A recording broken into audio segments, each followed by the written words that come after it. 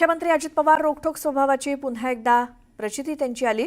लाडकी बहीण योजनेचा गैरफायदा घेणाऱ्या अनेक बोगस लाभार्थ्यांची माहिती समोर आलेली आहे। उपमुख्यमंत्री आणि पुण्याचे पालकमंत्री अजित पवार यांच्या जिल्ह्यामध्ये सर्वाधिक 2,04,000 बोगस लाभार्थी आढळले। याच विषयावरती अजित पवारांना प्रश्न विचारण्यात आला तेव्हा मग योजना बंद करू का असा थेट सवाल अजित पवारांनी विचारला। दादा बाईट दे ना मग दादा तुमच्यासाठी चांगलं आहे आम्ही दादा लाडक्या बहिणीवर बोला दादा दादा। तर उपमुख्यमंत्री अजित पवार हे त्यांच्या मिश्किल आणि हजरजबाबी स्वभावासाठी ओळखले जातात। याचा अनुभव पुन्हा एकदा पुण्यातल्या एका नेत्र रुग्णालयाच्या उद्घाटन प्रसंगी आला। यावेळी अजित पवारांनी लगावलेल्या टोल्यामुळे उपस्थितांमध्ये हशा पिकला। मी डॉक्टरांनी जी काही पत्रिका काढलेली ती पण फार बारकाईने बघत होतो, परंतु नंतर माझ्या लक्षात आलं की आपण नेत्रालय आणि रेटिना सेंटरच्या उद्घाटनाला जातो। त्या पत्रिका जर असेल तर मागचं पान बघा, ते त्यांनी का अक्षर बारीक काढली, ही अक्षर वाचता ज्याला येतील त्याचे डोळे एकदम जी अक्षर वाचून दाखवा, जो वाचून दाखवेल त्याला दवाखान्यात जायची गरज असते। अशा पद्धतीचं डॉक्टर मी बारकाईने बघत असतो। माझ्या आई वडिलांचा सत्कार करायचा, मला वाटलं डॉक्टर आता सत्कार करताना छानशी शाल काहीतरी आणतील। ते टॉवेल असतो ना तो मोठा असतो, टॉवेल देखील आपण अंग पुसतो तो मोठा असतो। तर म्हणलं दवाखान्यात कुठं काटकसर झाली नाही, सगळीकडं काही प्रत्येक गोष्टी केल्या, परंतु वडिलांना शॉर्ट टाकताना फार डॉक्टर काटकसर ही वागणं बरं नव्हतं। त्यामध्ये डॉक्टर शेवटी या आई वडिलांनी तुम्हाला जन्म दिला म्हणून तुम्ही हे सगळं बघू शकला, म्हणून तुम्हाला ती डिंपल मिळाली, असं करू नका डॉक्टर। बाकीचे मला म्हणतात की ह्याला बोलवायचं म्हणजे काय बोलेल सांगता येत नाही, पण मी खरं बोलत असतो, चुकीचं बोलत नाही। पुढची बातमी गोपीचंद पडळकर आणि सदाभाऊ खोत यांची दोस्ती सगळ्यांनाच माहिती आहे। अशातच सदाभाऊ खोत यांनी एक मोठं विधान केलंय। माझ्या शरीरात रक्ताचा थेंब बसेपर्यंत आणि शेवटच्या श्वासापर्यंत गोपीचंद पडळकरांच्या सोबत असेन असं सदाभाऊ खोत म्हणालेत। यावेळी पडळकरांबद्दल बोलताना खोत यांना अश्रू अनावर झाले। सांगली जिल्ह्यातल्या वाळवा तालुक्यातील वाटेगावमधील बिरोबा मंदिर सभामंडप उद्घाटनाच्या वेळी खोत बोलत होते। मी तुम्हाला सांगतो, माझा रक्ताचा शेवटचा थेंब तो प्रेमासमोर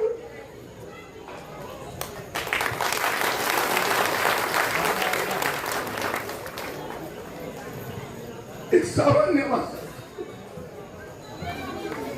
मोक्ष करायचा।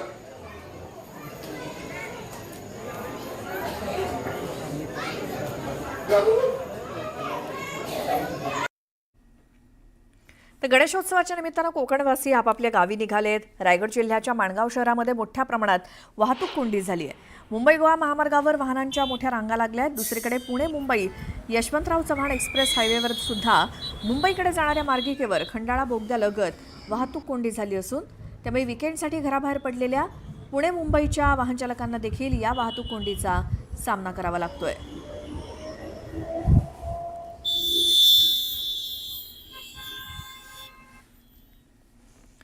गणेश उत्सवापूर्वीचा शेवटचा रविवार आज असल्यामुळे भाविकांची गणेश मूर्ती मंडपात नेण्यासाठी लगबग सुरू आहे।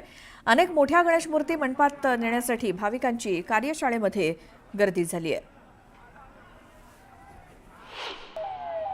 दैनंदिन जीवनामध्ये बंदोबस्त वगैरे पोलीस कर्तव्य बजावत असताना आमच्या घरच्या गणपतीला जायला भेटत नाही, परंतु हा आमचा घरचा गणपती समजून आम्ही सर्व पोलीस दलातले अधिकारी कर्मचारी बाप्पाच्या आगमनासाठी हजर आहोत। परमेश्वराला एवढीच प्रार्थना आहे, बाप्पाकडे एवढीच प्रार्थना आहे की आम्हा सर्व पोलीस दलातील आणि सर्व बांधवांना सुख शांती समाधान देऊ। गणेशोत्सवाला आता फक्त 2च दिवस बाकी आहेत, तर त्या बोलतात ना मंडळाची एकदम लगबग चालूच आहे। तर आता मिनिमम बोलतात 50-60 अशा मूर्त्या आहेत, तर तयार झालेल्या आहेत, ते फक्त आता एक एक करून अशा बाहेर चाललेल्या आहेत। ऑलमोस्ट सगळ्यांची कामं झालेली आहे, फायनल टचअप चालू आहे, धोतर नेसवायची कामं चालू आहे। नाही ऑलमोस्ट डन आहे सगळं. मस्त उत्साह आहे एकदम यावेळी आणि खूपच आज टोटल 70 ते 80 गणपती चालले. आता रात्रीपासून चालू आहे सगळ्यांचा जोर आहे, जोशमध्ये आहेत सगळे. किती वाजेपर्यंत तुमचं काम चालणार आहे असं? आता रात्रभर आता काल दुपारी आम्ही आलो होतो, आज आम्ही इकडेच आहोत.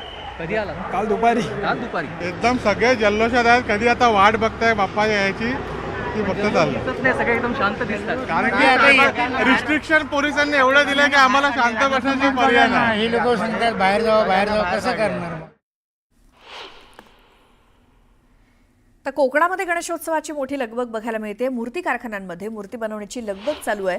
सिंधुदुर्गातल्या वेंगुर्ले तालुक्यातील हरिचरणगिरी गावातील कारखान्यामध्ये विविध प्रकारच्या गणेश मूर्ती बनवल्या जात आहेत.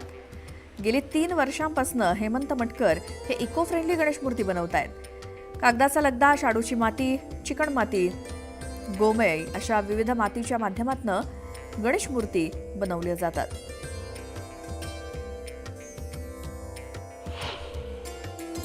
माझ्या मूर्तीशाळेमध्ये एक गावठी माती पहिली सुरुवातीपासून वापरायचो, पण त्याच्यामध्ये दगडाचा कस आल्यामुळे शाडू माती वापरायला सुरुवात केली. फिनिशिंगला चांगले आलेल्या मूर्त्या. एक वर्ष 2 वर्ष मी शाडू मातीत काम केल्यानंतर मला एक सूचना समजली की लगद्याचे गणपती बनवायचे. लगद्याचे गणपती माझ्याजवळ बनवले जातात, गोमईचे बनवले जातात, गाईचं शेण आणि माती, बाकी इतर काही वापरत नाही. अशा पद्धतीने गणपती बनवतो. आणि